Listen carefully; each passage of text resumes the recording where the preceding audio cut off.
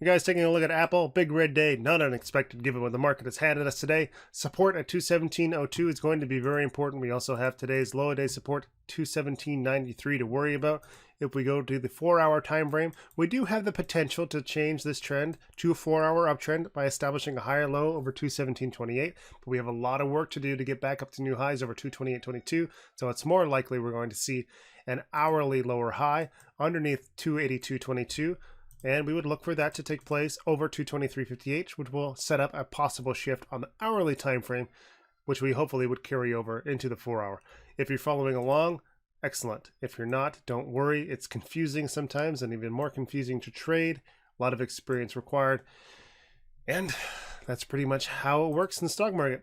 So 228.22 is going to be a level for us to watch. Should we get over that, we'll be looking good for the bulls to carry that over into the 4-hour time frame. And that's really all she wrote on Apple today. We need to see this trend continue. If we lose 217.02 as our major area of support, our next 4-hour support is down to 211.07, 204.22, and then 201 psychological. That's it for today. If you want to learn more about this, check out ChartGuys.com or Google Technical Analysis or Google Trend Recognition. There's a lot of cool information out there, an endless supply of cool things to learn about, and that's why I love technical analysis and why I love teaching it. You guys taking a look at Netflix today, we have this base of support still 260.20, has not come into play yet, and we have some resistance from today that we're going to worry about. Should bulls continue to show their strength, which they should do given the fact that the market was down so much today, any sign of strength from the S&P should help the bulls tomorrow and continue their cause. If they're able to get over this high 272.20 established on the 1st, this will put us above our EMA 12 and in the area of low support and resistance levels established on the 20th. If we get into that area and bulls have strength, there is a potential for very, very quick moves based with really the only resistance being based on RSI levels on 5, 15, and hourly timeframes. So a lot of potential there should we get into that territory. On the hourly time frame, what are we looking at here? We do have an hourly downtrend with a high set today and a low set at 260. So look for a base of support there. Bulls need to stay over 260 and get a high over 269.35 to try and change that trend. And that's what it's all about for Netflix right now. Should they fail to do that, and if we lose 260 psychological, our next support is going to be 252.03. Should we break bull? We don't have a lot in the way. Our next major resistance is going to be at 287.32 from the 4-hour time frame way over here. So a lot of potential for upside and a lot of potential for downside. Let's see if the market gives us a hand and the bulls can get some nice territory taken back.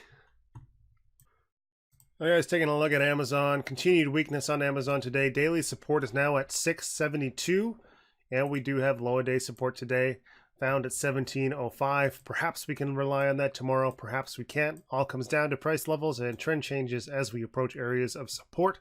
Right now, very much in a daily downtrend. We've lost our lower lows and established a new one. So now we need to look to the 4 and 1 hour time frames to determine what may come next on the 4-hour time frame. Here we are in a strong downtrend. Our last high 1755, so we can expect a little bit of a bump.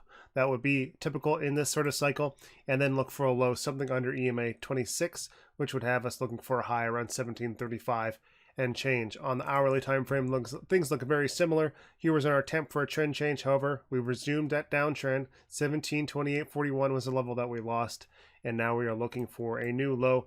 So all eyes are on the 4-hour time frame. Until we change these trends and we see these hourly trends establish themselves on a more permanent basis and carry over to the 4-hour time frame, there's no reason to look at Amazon for a bull position.